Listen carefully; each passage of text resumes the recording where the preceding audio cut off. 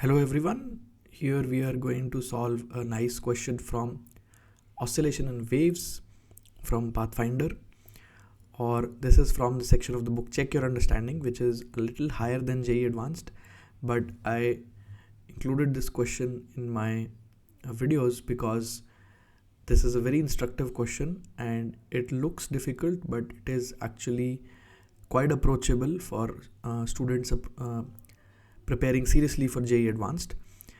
और इस किताब के बहुत क्वेश्चंस ऐसे ही होते हैं which are like very instructive and which teach you some very interesting new concepts and it makes you think about these concepts. तो इस किताब के क्वेश्चंस को खुद ट्राई करना बहुत इम्पॉर्टेंट है. सो you should only watch this video after you have given your best to this problem. So let me begin with the solution. So we are given that there are two small balls and each is of mass m and they are connected by a light rod of length L naught. So ये length L naught है. This rod is connecting the two masses and the small balls are suspended by two light inextensible cords of length L1 and L2. So these cords are vertical and the system is in equilibrium. Now the system is set into small amplitude oscillations in the vertical plane containing the rod. So what are the kinds of oscillations जिसकी बात की जा रही है यहाँ पे कि basically अगर मैं इस मास को और इस मास को बेसिकली रॉड को साइडवेज मूव कर देता हूँ थोड़ा सा, सच दैट अब देखो keeping the strings tight obviously.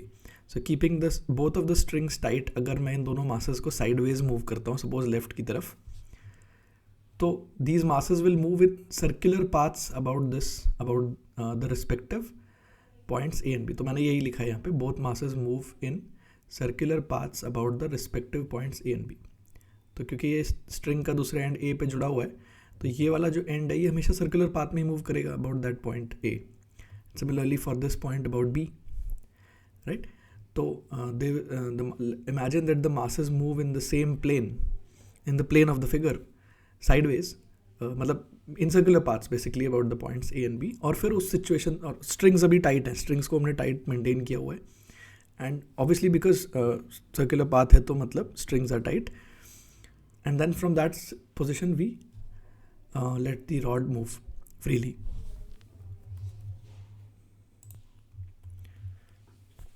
सो हमें टाइम पीरियड निकालना है ऑफ दी ऑसिलेशंस जो कि होंगे. सो हमारा मेथड टाइम पीरियड निकालने का हमेशा सेम होता है एसएचएम में कि displace the body under consideration by a small distance, right, and check the forces on it and write the restoring force, right. और रिस्टोरिंग फोर्स अगर डिस्प्लेसमेंट के लीनियरली प्रोपोर्शनल है, then the motion will be an SHM and we can find the time period by this method. So basically हम ऐसे imagine करेंगे कि these two points A and B, not A and B, these two masses move by small distances, very small distances about these points A and B. तो A and B के about ये masses move करते हैं, right? And because their displacements are very small, तो given है question में कि system is set into small amplitude oscillations, so we are only considering small displacements from the equilibrium position. तो जो given है problem में वो इक्विलिब्रियम कंडीशन है, तो वहाँ से we displace the masses m, the left mass and the right mass, by small amounts, by small distances, right. और अगर स्मॉल डिस्टेंस से हम मूव कर रहे हैं, right, so basically these two masses will move in circular arcs about A and B, and the angles subtended by those arcs at the center are theta 1 and theta 2 जो मैंने figure में बनाया है. and these theta 1 and theta 2 are extremely small, right.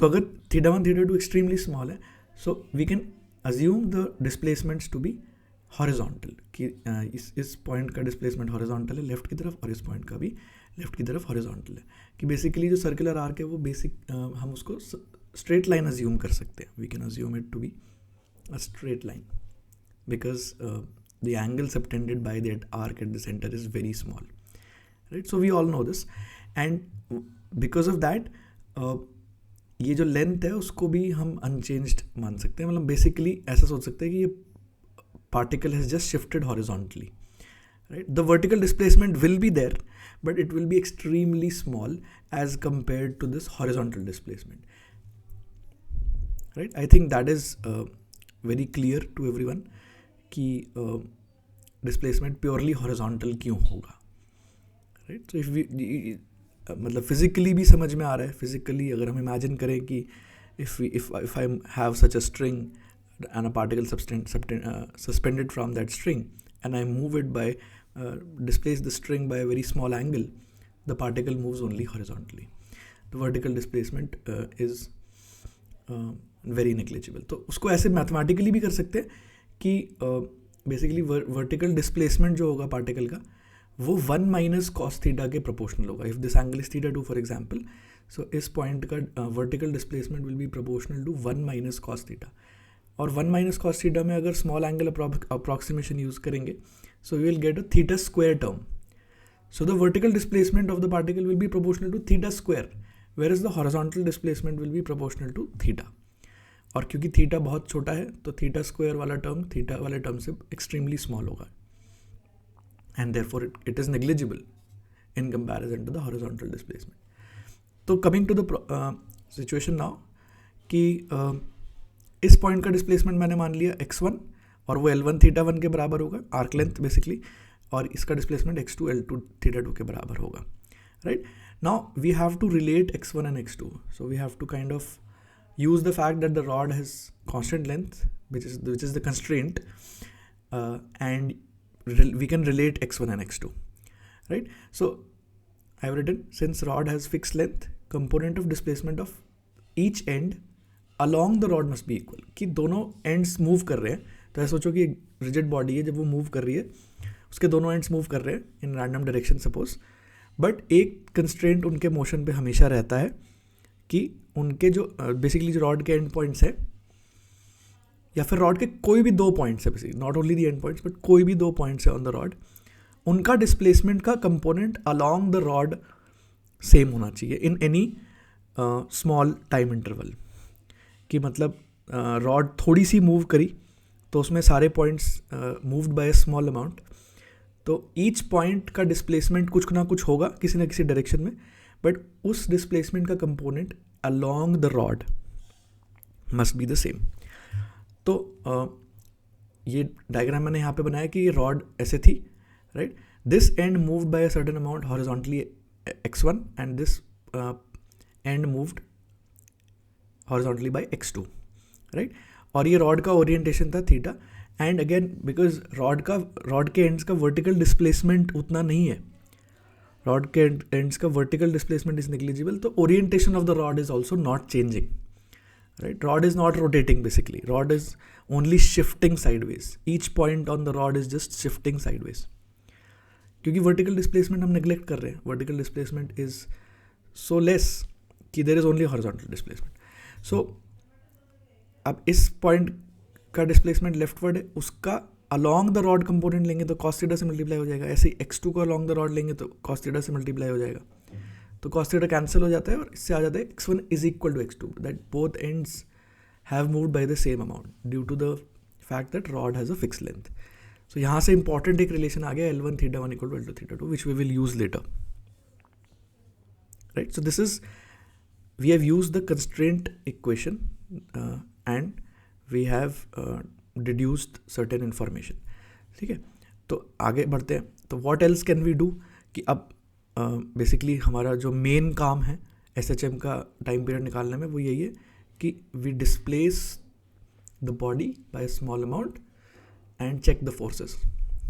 ठीक है, तो ये जो कंडीशन है जिसमें बेसिकली हमने डिस्प्लेस कर दिया है by a small amount, I have drawn all the forces, the weight of the 2 particles and the tensions acting from the strings, right? तो अब पूरे सिस्टम का फोर्स डायग्राम ये है और पूरे सिस्टम पे मैं फोर्सेस को बैलेंस कर रहा हूँ, राइट? तो vertical forces will be balanced. So vertical forces will be balanced because we have only displaced the masses in the horizontal direction, so they will move back to the equilibrium position along the horizontal direction. So vertical forces will be balanced. Vertical में कोई motion हुआ ही नहीं है, right? So and this is only in the case of very small displacement. अगर ज़्यादा displacement होगा तो फिर vertical में भी forces unbalanced होंगी और motion होगा, right? But this is only for the small angle approximation, small amplitude oscillations. So along the vertical we can balance the forces. So this tension is acting along this string which makes an angle θ1 with the vertical. So uska vertical component will be T1 cos θ1. Similarly for the second one, and these are the two vertically upward forces. They must be balanced by the total weight acting downwards. फिर again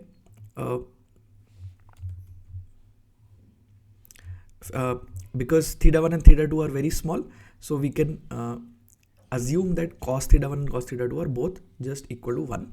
So T1 plus T2 equal to 2mg. So this is first equation. Now along the horizontal, this is the most important part, क्योंकि ये restoring force हम लिखने वाले हैं, क्योंकि motion is along the horizontal. The horizontal force will be the restoring force.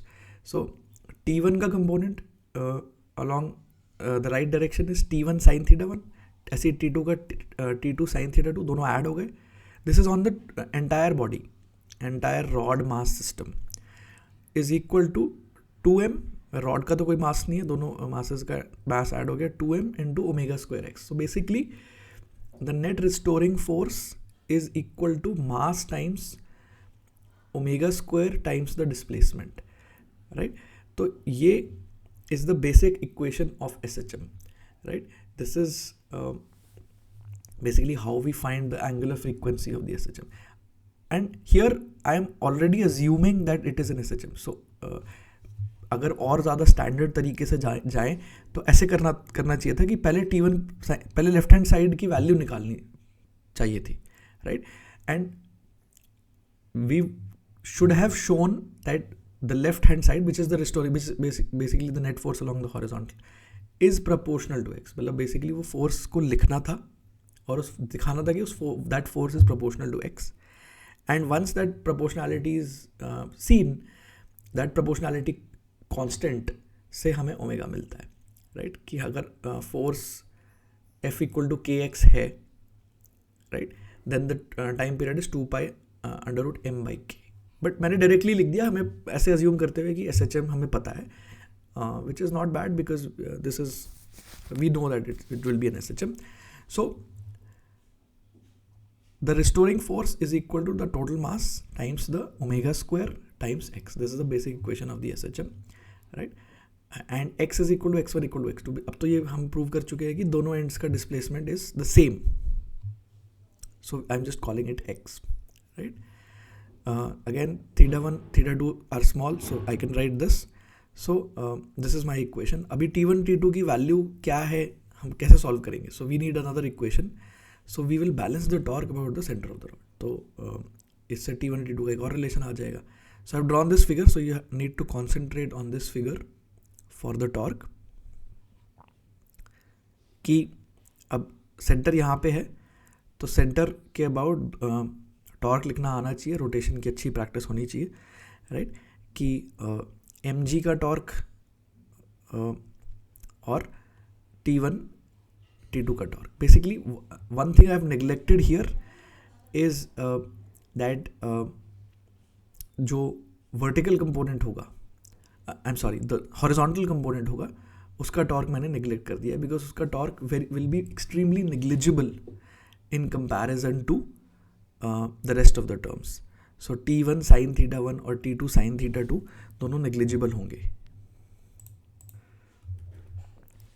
So negligible भी होंगे और राइट, सो उनका टॉर्क भी जीरो होगा. तो मतलब basically the forces T1 sin θ1 and T2 sin θ2 acting horizontally at these points, उनका भी टॉर्क लगेगा about the centre, but that torque will be very negligible because these forces are negligible because θ1 and θ2 are small. So we just have to take the torque due to the vertical component of T1 and T2. तो T1 का vertical component T1 cos θ1 multiplied by the horizontal distance, horizontal separation from the centre, क्योंकि ये force ये vertical है, in fact चारों forces vertical है, तो उनका हॉरिजॉन्टल सेपरेशन देखना है, बेसिकली परपेंडिकुलर डिस्टेंस देखना है from the centre of mass, from the centre of the rod. So T1 cos theta 1 vertical force multiplied by the horizontal distance L by 2 cos theta, right? So theta is the angle made by the rod with the horizontal. So there are three angles, theta 1, theta 2 and theta. Theta is the angle made by the rod with the horizontal. So the distance, perpendicular distance of the center from this vertical line is L by 2 cos theta. ये लिखना इतना मुश्किल नहीं है, I think you can all do it. So this is left hand side is the net clockwise torque. तो ये जो T1 का वर्टिकल कंपोनेंट है, इसका टॉर्क सेंटर के अबाउट क्लॉकवाइज होगा, और इस वाले mg का टॉर्क क्लॉकवाइज होगा. सिमिलरली इस वाले T2 cos थीटा 2 का वर्टिकल कंपोनेंट ऑफ T2 का टॉर्क एंटी क्लॉकवाइज होगा, और mg का टॉर्क एंटी क्लॉकवाइज होगा. So clockwise torque equal to anti clockwise torque, this gives us T1 equal to T2. So lot of things cancel, mg cancels on both sides and we get this. So T1 equal to T2 equal to mg आ गया, क्योंकि T1 plus T2 equal to 2mg था यहाँ पे. So T1 equal to T2 equal to mg, and now we can use this fact in this SHM equation to get our answer. So अब बस final step बचा है कि equation of SHM जो हमने लिखी थी उसमें T1 T2 को mg डाल दिया, T1 T2 को mg डाल दिया, तो थीटा 1 प्लस थीटा 2 आ गया ब्रैकेट में, because it was T1 theta 1 plus T2 theta 2 equal to this. So I just replace T1 equal to T2 equal to mg, I get this. Now ये relation में हमें पता था कि हमने initially निकाला था कि जो डिस्प्लेसमेंट है दोनों एंड्स के वो L1 थीटा 1 और L2 थीटा 2 है, और दोनों इक्वल है, और दोनों को मैंने x लिखा था, दोनों के लिए x सिंबल यूज़ किया था. So I will put this here कि x को L1 थीटा 1 डाल दिया, और इस थीटा 2 को थीटा 1 के टर्म्स में रिप्लेस कर दिया. So I get this. So basically eliminating theta 2 from this equation, getting it in terms of theta 1, right. अगर आप थीटा 1 की जगह थीटा 2 के टर्म्स में इक्वेशन लिखोगे तो भी आंसर सेम आएगा. सो इस यहाँ पे क्या लॉजिक है कि we eliminate theta 2 and bring the equation in terms of theta 1, right? So now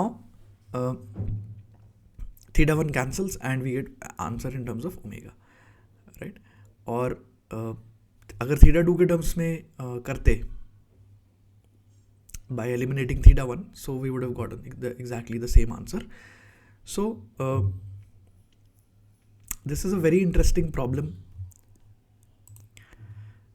So in this problem we learned about how to use constraint relation and how to basically write the equation of SHM.